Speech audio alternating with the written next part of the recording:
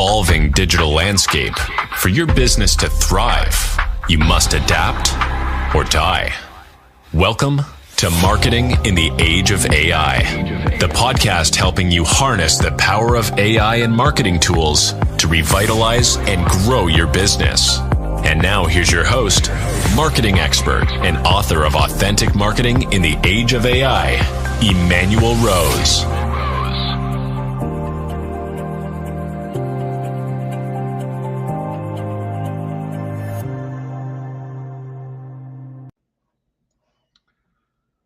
Welcome to this episode of Marketing in the Age of AI. I'm your host, Emmanuel Rose, and today we have the privilege of learning from Mark Herschberg, a true polymath in the world of technology and business. Mark is a seasoned executive, cybersecurity and educator, and has worn many hats throughout his career, from his role as fractional CTOs and CPOs to his position as an instructor at MIT. So Mark brings a wealth of knowledge in areas ranging from AI and cybersecurity to marketplace creation and maintaining human interaction skills. So Mark, I'm really happy to have you join today. Thanks so much for taking time. Thanks for having me on the show. It's my pleasure to be here. Well, it's a dynamic time to be involved in technology, as we know. And you've had lots of experiences of fractional CTO and across a lot of different industries. Just discuss a little bit about how AI and the AI bubble and hype and the actual implementation of AI has changed what you're doing. Sure. Now, when we're talking about AI for this discussion, we're mostly talking about large language models because there's many types of AI. And in fact, there's many types of mature AI that you may already be using or should be using. You may or may not need large language models. In tech, we always joke, there's always the hype. There's always the CEO who says, hey, have you heard about the cloud? How are we doing mobile? Are we doing big data? What can we do with blockchain? And it's just whatever the headline is, they come to us. Exactly. For some companies, yes, this can help us. For others, I've had companies, I remember with machine learning, small restaurants were saying, how do we use machine learning in restaurants? The answer is no, you don't. You're a small business. All right. Take a spreadsheet, just track some metrics. How many pieces of chicken do you sell Monday, Tuesday, Wednesday through Sunday? Track that over time and then discover, hey, here's what our chicken sales look like, and adjust your buying appropriately. Or how many 2 tops and 4 tops. You need an Excel spreadsheet, just counting. I had a client come to me and ask, I had a bunch of people the last few years do shorter term projects. I tend to do longer term projects, 6 months, 2 years, where I'm an extended part of the team for an extended period of time. It's just the company doesn't need a full-time 40, 50 hour a week CTO. But I also have companies come to me for short term. Hey, what do we do with this? And I had some, they were doing tax software. They said, how do we put AI into our tax software? And they were doing not recommendations. They were just doing the analysis. So look, you don't want that. You don't want hallucinations as you're adding 2 numbers. Right. Don't just throw it in because it's sexy. Now, if you want to do suggested parts of the tax code, it might be able to help you there, but that was not where their business was going. And so we want to be really careful not just to use technology for technology's sake. I would also say, if you're familiar with the McKinsey hype curve, for those not familiar with it, it shows this giant spike where everyone gets really excited, and then we crash back down to reality, and then you come back up to a more reasonable expectation. I think we're still on the front edge of the hype curve. And yes, it does some impressive things, but I don't think it's going to be quite as transformational as some people think it is. But it will have productivity impacts. And if you can recognize how to harness that correctly, you can get operational efficiencies in your business.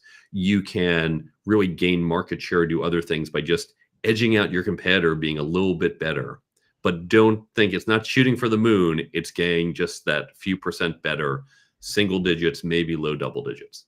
Yeah, I love that. And I love the fact that so much of kind of the best pieces of AI and this machine learning and even the LLMs are being baked into the software that we're already using, right? And so it's kind of we have a very gentle adoption if we want. We don't have to make big changes, but there are opportunities also for the right companies and the right industries to make bigger changes. And if you do want to bring it in, there are ways where you can do this. I have a whole article written up on how to do some basic pilots. What are the safety rules around doing it? Because you don't just want to say, hey, everyone, dump stuff in. You might have data. You might not know, some employee might not realize this is not correct information or can't go out. So there are some basic guardrails you can put in, but you can do some experimentation. And especially, I know there's a lot of executives in your audience.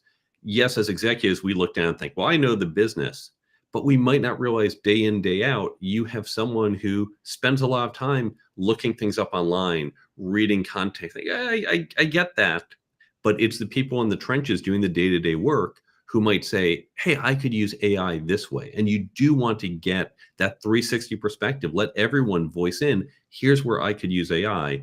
But again, you want guardrails. You want to have a review process. If they say, I think I can use it here, make sure someone in management at some level appropriate to your organization is doing that check, and you do the pilot and see if it works before you really authorize it to go into full-scale production. Yeah, I think that's beautiful. You got to have the review process, but it brings up this interesting point now in your role as a professor, what you're seeing, kind of the brightest minds and maybe not the brightest minds. How are they using the LLMs to their benefit for assignments or for coding? We're seeing it used in different ways. Coding, it's very interesting. Now, coding is an area because it's a very well-defined space. There's very specific grammar that we use, and there's tools like Copilot that can help you code. Yep. And what we found is that for junior people, it doesn't necessarily help productivity. This is as I've talked to lots of my peers, because the junior people kind of don't know what exactly to do. Yeah. And it lets them do not necessarily the exact right thing much, much faster. When you Right. get mid-level and senior level folks, it's helpful because I can tell you in my day or in my work, I'll still look at code. I'll do code reviews with some of my smaller clients. I don't spend a lot of time on the command line, but if I have to get in there, if I have to code, I don't remember where to put the semicolon exactly. Right. But this will tell me, but I know the right thing to do because I've been doing this for years. You get the big picture. It's similar to, imagine if you have a doctor, someone right out of school might not just have the familiarity with all the different diseases. Yeah, it was thrown at them, but really most patients are not going to get some bizarre random disease. Yes. And the information, they're not sure how to do that pruning. When you have a seasoned doctor says, I'm noticing a couple conditions. I need to go check the PDR, the physician's desk reference, or some other things. At my years of maturity and experience, I just don't remember those little details. But my gut and experience says this is where we need to go. That AI is going to accelerate you going down that rarely trod path. And so I think AI, that as you get to the mid and senior people, it can help more with those rote tasks. If you just give it to junior people, they may not have, I'm talking people 0 to 2 years out of school, maybe 0 to 5. It really depends on the industry, the complexity of the job. They just don't have that maturity, that experience. I'm talking domain experience, not personal maturity, to know exactly how to use AI to accelerate them, and they might go down the wrong path. Yeah. And what are you seeing in the ways that they're using it in their schoolwork right now? Schoolwork, it's a big challenge because everyone's saying, well, the written stuff, we don't, within calculus, there's not a lot of AI that can do your differential calculus for you yet. Yeah. So we know the students are mostly doing that, but they've been looking up other things online for a while. But term papers, in fact, we see, as I've talked to colleagues, hiring's become a challenge because the cover letters. I have a colleague of mine who said, I know references have all been inflated, and I know that all the cover letters I'm looking at, I'm pretty sure they're all AI generated these days. So it's not really helpful. So I'm back to just the resume. Of course, all the resumes kind of look the same for what he was hiring for. So I'm not getting any good signals here. And I think we're going to have to switch and find new ways to do signals, both in school and in hiring in other places. Wow, that's interesting to see how that will play out, and maybe it's more in-person stuff or more video interactions. Even there, we have seen cases. I have some colleagues, some CTO friends who have said they've done a video interview and they'll sit there and they'll ask the person some tech question and they notice there's a delay. And what's happening is there's someone saying off to the side Oh, who used to be Googling the answer, but now they're going into AI and they're yeah, getting the AI, or you can see the person typing with their hands and you're getting AI to give the answer. And so you're not assessing the person properly. interesting. I'm interested to hear more about what you see in the career toolkit and what you're outlining in the work that you did in that book.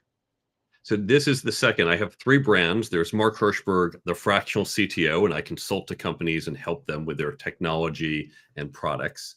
There's Mark Herschberg, the creator of Brain Bump. That's my third brand. But the second brand, Mark, who teaches at MIT and wrote the book, The Career Toolkit, Yeah. Essential Skills for Success That No One Taught You. And these are the skills that we've all heard about before: leadership, networking, negotiation, teamwork, communication. We know these skills. We say these are really important. We don't actually sit down and teach these skills to people. So that's what we started to do over 2 decades ago at MIT. I turned that into the Nice. book and now my corporate speaking and workshops. AI, I think, is really going to accelerate the need for these skills.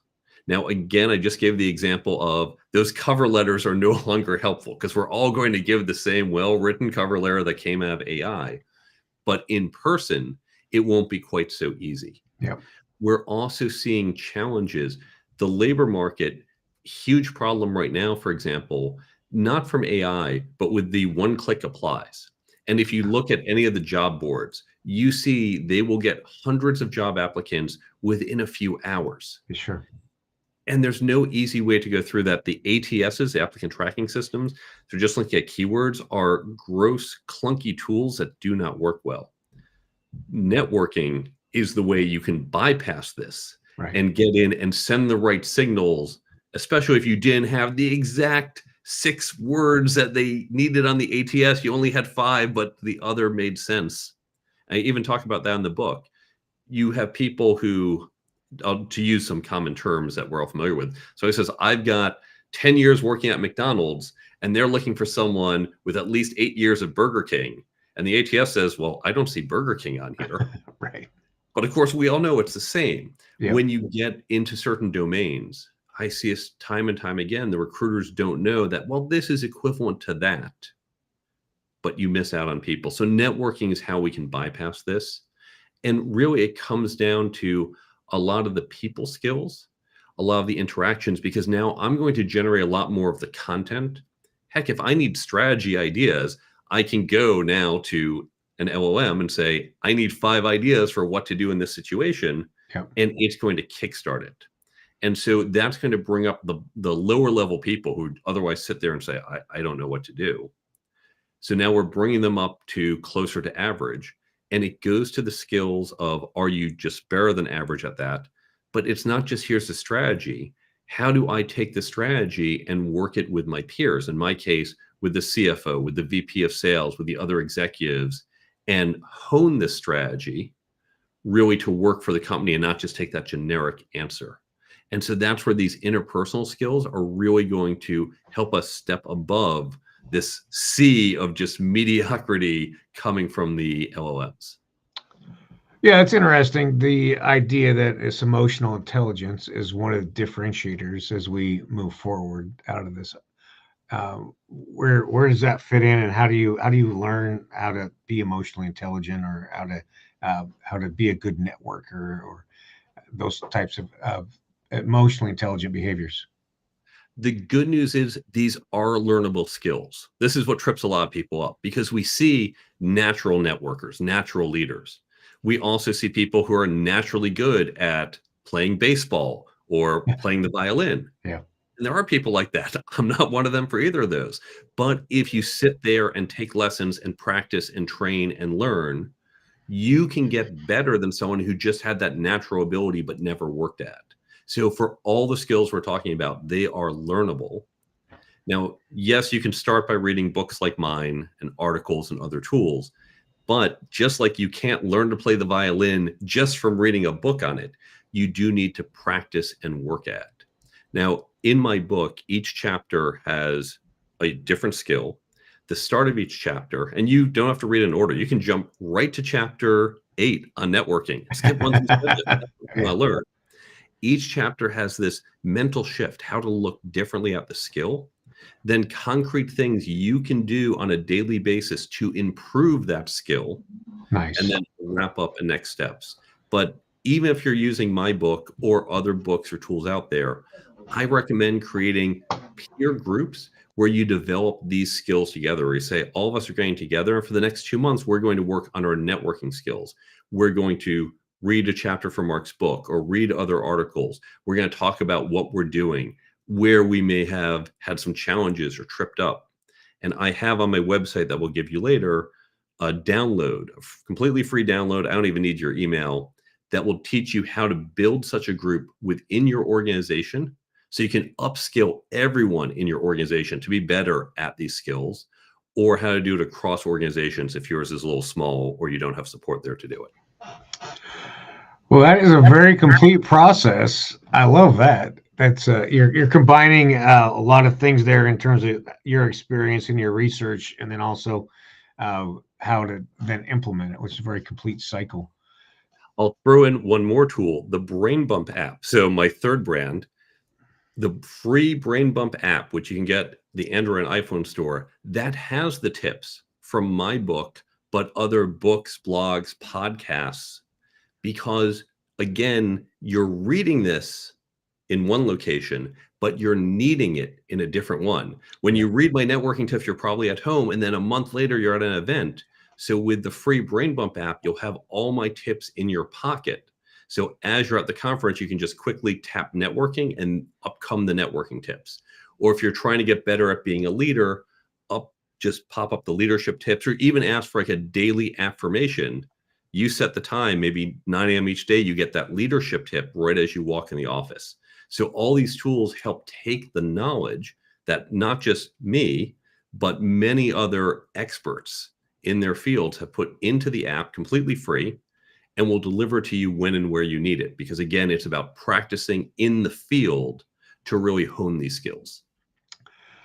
Well, that place utility is a nice addition. What are you seeing are kind of the most used parts of the tips or of the structure of that you've written in the book? With that, I see networking and negotiation are definitely my two most popular. Yes, everyone likes leadership, but there's a lot of leadership content out there. Yeah. But networking is something everyone struggles with. Everyone says, I wish I could be better at networking. Yeah. And so that's one of the most popular sets of tips from my book and from other books. Negotiation is another one, because with negotiation, you're going to be more effective in your sales, in your partnerships, in your hiring. Yeah. It's going to really help you. And if you just get a little bit more successful, you effectively get this compounding effect. Imagine if every sale you did going forward was just 1% better.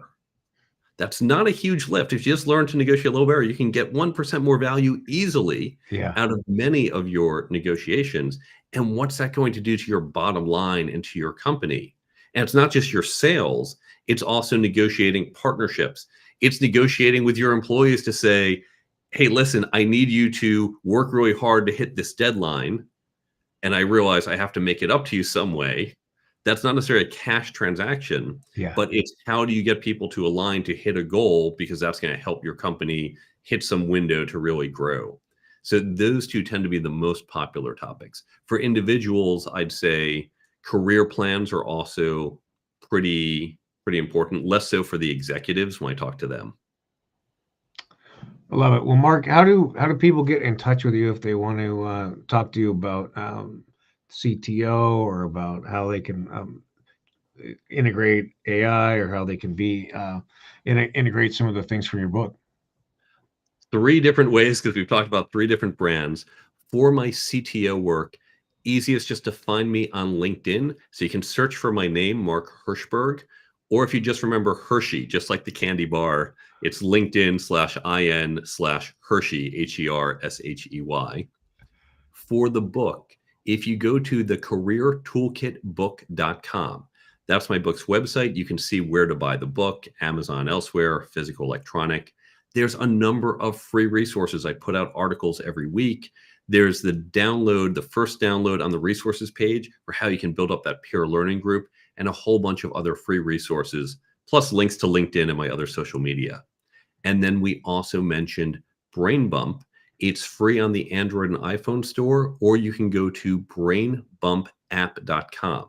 And if you go to brainbumpapp.com, you can follow links to the stores.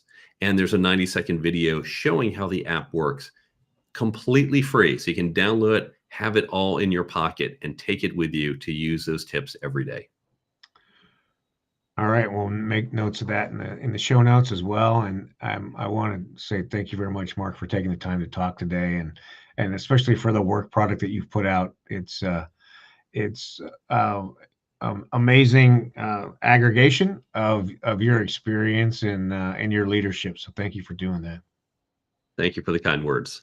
You betcha. And I appreciate you being on the show, and hope we can talk again.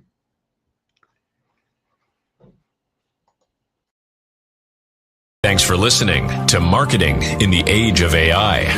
Be sure to subscribe wherever you heard this podcast so you never miss a future episode. Your copy of Authentic Marketing in the Age of AI is available at Amazon.com or EmmanuelRose.com. You can also connect with Emmanuel on LinkedIn.